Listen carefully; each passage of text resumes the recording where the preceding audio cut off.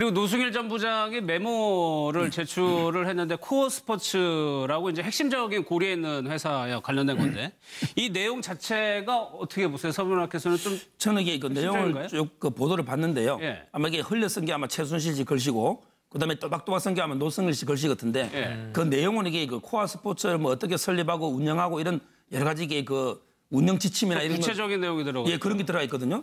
근데 이 코어 스포츠가 결국은 이게 그 뇌물 받은 비덱 스포츠 전신 아닙니까? 따라서 이게 그걸 누가 주도했느냐?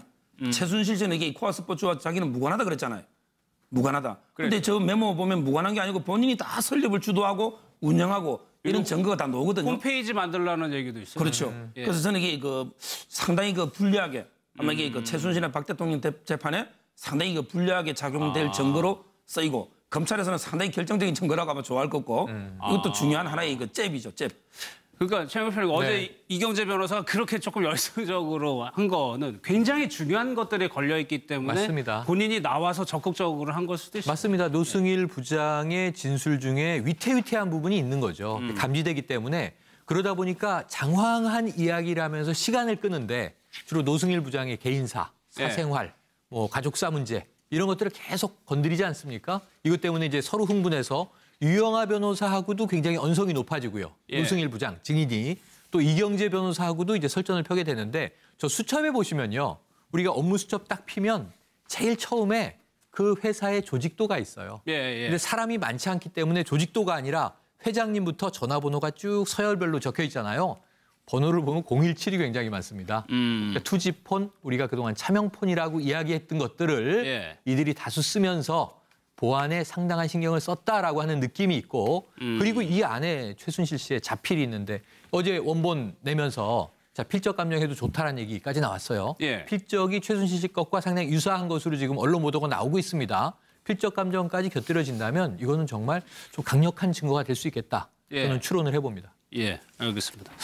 정유라 씨 얘기로 좀 넘어가도록 하겠습니다. 정유라 씨 아들이 조금 전에 입국을 했다는 소식이 조금 들렸었는데 글쎄요. 최재형 교수님 지금까지로 보면은 본인도 구속이 안 되고 아들도 입국을 하고 생각대로 전략대로 쭉 잘 되고 있는 것 같아요. 정유라 씨는. 그러게요. 사실 뭐 정유라 씨가 들어왔을 때만 하더라도 뭐 대다수의 관측은 아마 영장이 청구되면 구속영장이 발부될 것이고 그러되면 아들은 어떻게 될 것인가 뭐 그런 이야기들이 많았습니다만 결국 그 아들이 아마 그 뭐 판사가 영장심사를 할 때 뭐 그런 말은 적시하지는 않았지만 아들의 존재도 상당히 아마 판사 입장에서는 아마 고려가 됐을 가능성이 높다. 그렇다고 한다면 정유라 씨가 들어오기 전에 나름대로 생각했던 모든 책임은 모든 일은 엄마에게 떠밀고 그리고 자기의 상황적인 어려움은 아들에게 또 이렇게 상당히 도움을 받는 그런 나름대로의 시나리오가 제대로 작동하고 있다는 생각을 지울 수가 없습니다. 그리고 또 특히 지금 오늘 아들이 도착합니다만은 지금 뭐 들리는 말에 의하면 검찰이 그 정유라 씨에 대한 영장 재청구도 지금 망설이고 있다는 거 아닙니까? 그렇다고 한다면 지금 오늘 들어온 아들은 자신의 입장에서 보면 어떻게 보면 천군만마와 같은 그러한 느낌이 들 수밖에 없는 것 같습니다. 그러니까 그런 추측에 조금 더 동의할 수 있는 부분이 이 입국 소식을요. 이경재 변호사가 기자들한테 알려준 거예요. 기자들 취재로 알려진 게 아니고. 그렇죠. 이게 그 정유라한테는 아들이 아마 천군만마고요. 제가 이게 이번에 국정농단 보니까 정말 이게 국민들을 갖다가 멋지게 기망을 내가 성공시킨 게 딱 2명 있는 것 같아요. 바로 이게 장시호하고 정유라입니다. 다른 사람들은 거짓말도 안 믿는데 예를 들어 장시호도 저는 이해가 안 돼요. 실제 이 사람 혐의가 삼성이 그 강요를 해가지고 후원금을 다 받았고 그다음에 그 동계 스포츠센터 그 한 10억 원 횡령을 한 거예요. 이 혐의가 엄청난 거고 실제 제주도 빌딩도 건멸을 해가 도주하려고 했잖아요. 근데 특검에 뭐 수사 협조해주고 컴퓨터도 주고 이래 하면서 뭔가 이게 이상하게 수사 협조자처럼 의인 비슷하게 따라서 이게 6개월 만기가 돼가지고 이게 출소했잖아요. 근데 정호성 비서관은 2년 이하의 공무선배 2년 이하의 어떻게 보면 가벼운 범죄인데도 위정으로 해가지고 다시 이게 구속을 연장시켰어요. 그에 비하면 이게 장시호 혐의는 엄청나게 큰 거거든요. 형량도. 그래서 이게 저는 이게 추가 기소가 없어서 어쩔 수 없이 6개월 만에 풀어줄 수밖에 없고 이게 국민들은 장시호한테 좀 쏟고 있는 게 아닌가 생각이 들고 저는 이게 정유라도 마찬가지입니다. 이것도 이게 제가 보기에는 너천뭐 거짓말이에요. 왜냐하면 이게 오기 전에 변호사 만나가 엄마 사건 다 알고 차명폰 쓰고 뭐 다 했잖아요. 근데 엄마 진행 사건 전혀 몰라요. 이래버리고 뭐 대학도 이게 체육 학부 어쩌고저쩌고 리포트 다 있는데 엄마 다 떠넘기고. 근데 여기 상당히 몇몇 만나봤더니 정유라 좀 불쌍한데 그 구속할 필요 있냐 이렇게 쏘고 넘어가는 사람들이 또 있더라고요. 예. 그래서 이게 저는 정유라나 장시호나 아주 치밀한 계산적이기 때문에 상당히 저희가 이성적으로 예리하게 판단해 봐야지 무조건 이게 어리숙한 애들이기 때문에 너무 이게 쉽게 그냥 좀 동정여론 이거는 이게 상당히 경계해야 된다 봅니다. 이경재 변호사가 이렇게 이것도 어젯밤에 네. 기자들한테 표한 내용인데 이분이 변호사고 굉장히 전략적으로 접근하는 사람이 몇 시에 도착하는지 사생활이 노출될 거를 감안하고도 알려줬다는 거는 그렇죠. 분명히 이유가 있는 거거든요. 그러니까 이게 며칠 전에 이 아이의 장난감과 옷가지 등 이 아이의 물품이 택배로 들어왔다라는 소식이 전해졌어요. 그다음에 그럼 아이가 곧 들어오는 것 아니냐, 임박한 것 아니냐. 이 정보는 이경재 변호사밖에 줄 수 있는 사람도 없고. 근데 주거나 안 주거나는 선택적인 건데 줬단 말입니다. 디테일하게 줬어요. 오늘 보도에 보시면은 자 보모로 추정되는 여성, 아이, 그리고 동행 남성이 한 명 있었다. 그래서 저는 아침에 남성이 누군가 너무 궁금했는데 보면 마필관리사 이렇게 이야기를 하고 있습니다. 그런데 저는요 이 보모와 마필관리사가 매우 중요한 인물이에요. 최근에 고용된 게 아니라 유럽에서 고용돼서 함께 다니다가 덴마크에서 정유라 구금 시절에는 아이를 돌보다가 지금 정유라가 먼저 돌아와서 불구속이 되자 이제 아이와 동행해서 입국하는 겁니다. 그렇다면 이들은요 도주의 과정을 함께 했던 동행인들이잖아요. 만약에 이게 친인척이 아니고 이 두 사람은 월급 받고 고용된 인력일 거 아닙니까? 그런데 이들이 인터폴에 적색 수배됐다, 한국 정부에서 송환을 추진한다, 지금 이제 체포영장 떨어졌다. 그걸 다 뻔히 뉴스를 보고 알면서도 동행했다면 왜 신고하지 않았을까? 어떤 이해관계가 있는 인물일까? 그 안에서 그러면 어떤 지시를 받고 어떻게 움직였을까? 그다음에 이 정유라를 도와준 조력자 혹은 조직은 누구인가?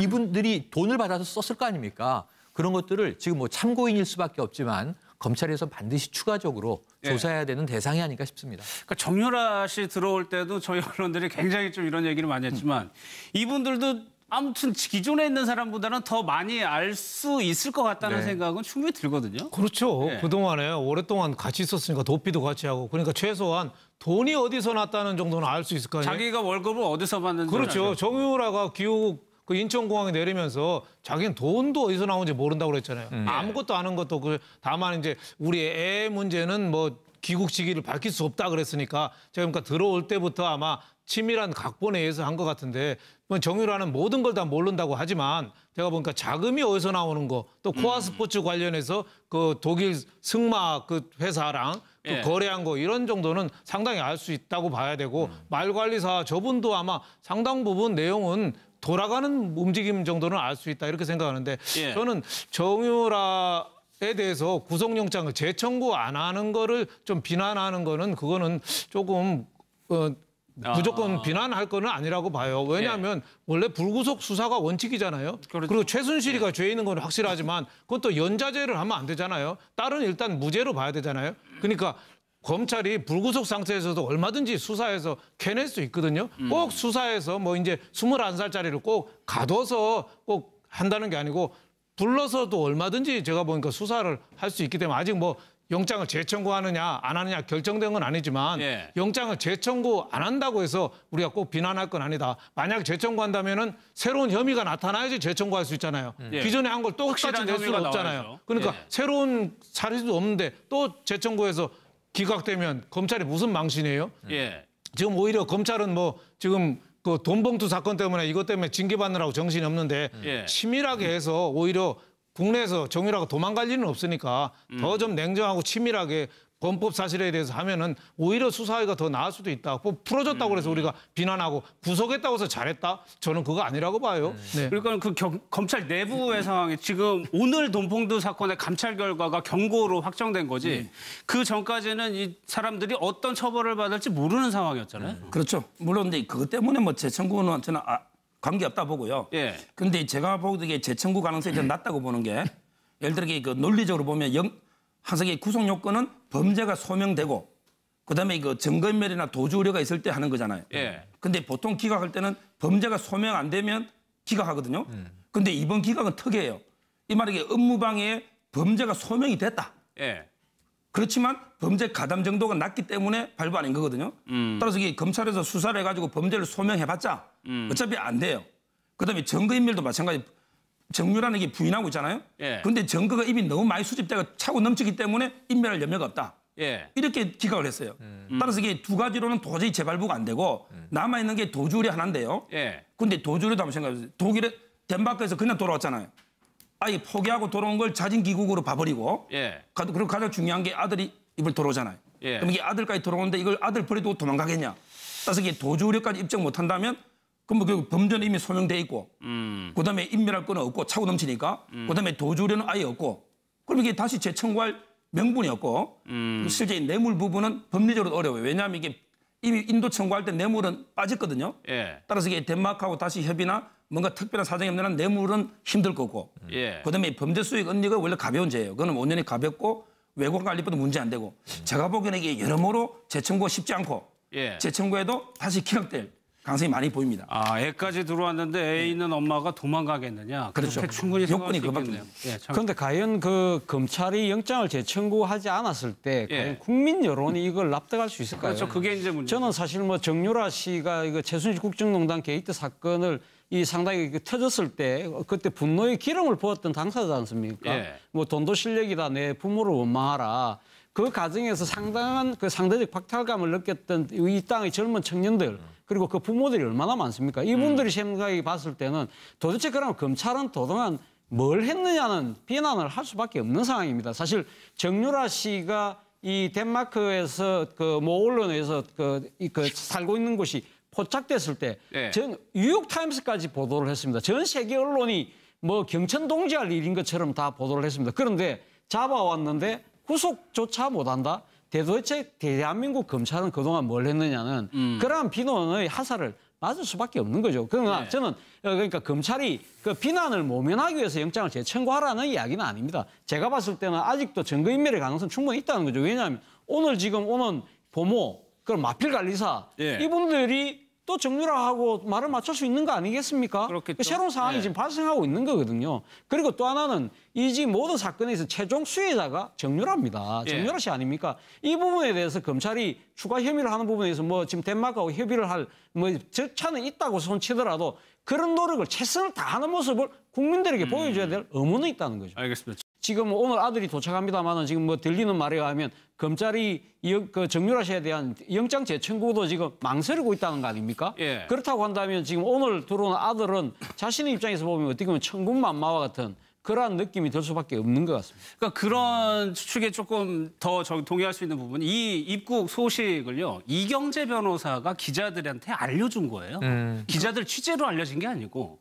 그렇죠. 이게 그 정유라한테는 아들이 아마 천군만마고요. 예. 제가 이게 이번에 국정농단 보니까 정말 이게 국민들을 갖다가 멋지게 기망을 내가 성공시킨 게 딱 두 명 있는 것 같아요. 예. 바로 이게 장시호하고 정유라입니다. 다른 사람들은 거짓말도 안 믿는데 예를 들어 이게 장시호도 저는 이해가 안 돼요. 실제 이 사람 혐의가 삼성에 그 강요를 해가지고 후원금을 다 받았고 예. 그다음에 그 동계 스포츠센터 그 한 10억 원 횡령을 한 거예요. 이 혐의가 엄청난 거고 실제 제주도 빌딩도 건멸해가 도주하려고 했잖아요. 근데 특검에 뭐 수사 협조해주고 컴퓨터도 주고 이래 하면서 뭔가 이게 이상하게 수사 협조자처럼 의인 비슷하게 예. 따라서 이게 6개월 만기가 돼가지고 이게 출소했잖아요. 예. 근데 정호성 비서관은 2년 이하의 공무선별 2년 이하의 어떻게 보면 가벼운 범죄인데도 위정으로 해가지고 다시 이게 구속을 연장시켰어요. 예. 그에 비하면 이게 장시호 혐의는 엄청나게 큰 거거든요. 예. 형량도. 그래서 이게 저는 이게 추가 기소가 없어서 어쩔 수 없이 6개월 만에 풀어줄 수밖에 없고 이게 국민들은 장시호한테 좀 쏟고 있는 게 아닌가 생각이 들고 예. 저는 이게 정유라도 마찬가지입니다. 이것도 이게 제가 보기에는 너천뭐 거짓말이에요. 왜냐하면 이게 오기 전에 변호사 만나가 엄마 사건 다 알고 차명폰 쓰고 뭐 다 했잖아요. 예. 근데 엄마 진행 사건 전혀 몰라요. 이래버리고 뭐 대학도 이게 체육 학부 어쩌고저쩌고 리포트 다 있는데 엄마 다 떠넘기고. 예. 근데 여기 상당히 몇 명 만나봤더니 정유라 좀 불쌍한데 그 구속할 필요 있냐 이렇게 쏘고 넘어가는 사람들이 또 있더라고요. 예. 그래서 이게 저는 정유라나 장시호나 아주 이게 치밀한 계산적이기 때문에 예. 상당히 저희가 이성적으로 예리하게 판단해 봐야지 무조건 이게 어리숙한 애들이기 때문에 너무 이게 쉽게 그냥 좀 동정 여론 이거는 이게 상당히 경계해야 된다 봅니다. 이경재 변호사가 이렇게 이것도 어제 밤에 맞습니다. 본인이 나와서 적극적으로 한 걸 수도 있어요. 맞습니다. 노승일 부장의 진술 중에 위태위태한 부분이 있는 거죠. 감지되기 때문에 그러다 보니까 장황한 이야기를 하면서 시간을 끄는데 주로 노승일 부장의 개인사, 사생활, 뭐 가족사 문제 이런 것들을 계속 건드리지 않습니까? 이것 때문에 이제 서로 흥분해서 유영하 변호사하고도 굉장히 언성이 높아지고요. 노승일 부장 증인이 또 이경재 변호사하고도 이제 설전을 펴게 되는데 저 수첩에 보시면요. 우리가 업무 수첩 딱 피면 제일 처음에 그 회사의 조직도가 있어요. 근데 사람이 많지 않기 때문에 조직도가 아니라 회장님부터 전화번호가 쭉 서열별로 적혀 있잖아요. 번호를 보면 017이 굉장히 많습니다. 그러니까 투지폰, 우리가 그동안 차명폰이라고 이야기했던 것들을 이들이 다수 쓰면서 보안에 상당한 신경을 썼다라고 하는 느낌이 있고 그리고 이 안에 최순실 씨의 자필이 있는데 어제 원본 내면서 자, 필적 감정해도 좋다라는 얘기까지 나왔어요. 필적이 최순실 씨 것과 상당히 유사한 것으로 지금 언론 보도가 나오고 있습니다. 필적 감정까지 곁들여진다면 이거는 정말 좀 강력한 증거가 될 수 있겠다. 저는 추론을 해봅니다. 예, 알겠습니다.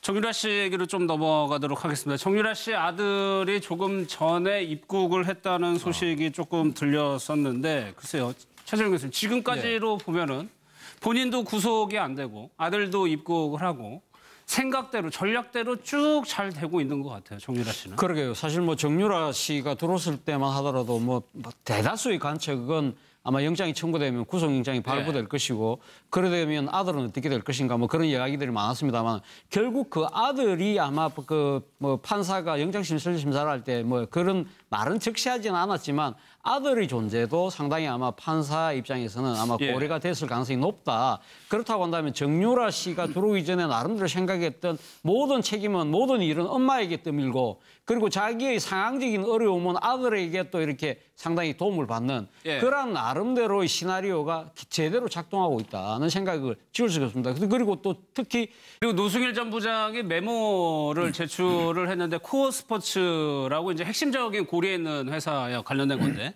이 내용 자체가 어떻게 보세요? 서문학께서는 좀 저는 이게 그 내용을 쭉 그 보도를 봤는데요. 아마 이게 흘려 쓴 게 아마 최순실 씨 글씨고 그다음에 또박또박 쓴 게 아마 노승일 씨 글씨 같은데 그 내용은 이게 그 코어 스포츠를 뭐 어떻게 설립하고 운영하고 이런 여러 가지 이게 그 운영 지침이나 이런 구체적인 내용이 들어가. 그런 게 들어가 있거든요. 근데 이 코어 스포츠가 결국은 이게 그 뇌물 받은 비덱 스포츠 전신 아닙니까? 따라서 이게 그걸 누가 주도했느냐? 최순실 씨는 이게 코어 스포츠와 자기는 무관하다 그랬잖아요. 무관하다. 그런데 저 메모 보면 무관한 게 아니고 본인이 다 설립을 주도하고 운영하고 이런 증거가 다 나오거든요. 홈페이지 만들라는 얘기도 있어요. 그렇죠. 그래서 저는 이게 그 상당히 그 불리하게 아마 이게 그 최순실이나 박 대통령 재판에 상당히 그 불리하게 작용될 증거로 쓰이고 검찰에서는 상당히 결정적인 증거라고 아마 좋아할 것 같고 이것도 중요한 하나의 그 잽이죠, 잽. 그러니까 최영일 평론가 어제 이경재 변호사가 그렇게 조금 열성적으로 한 거는 굉장히 중요한 것들이 걸려 있기 때문에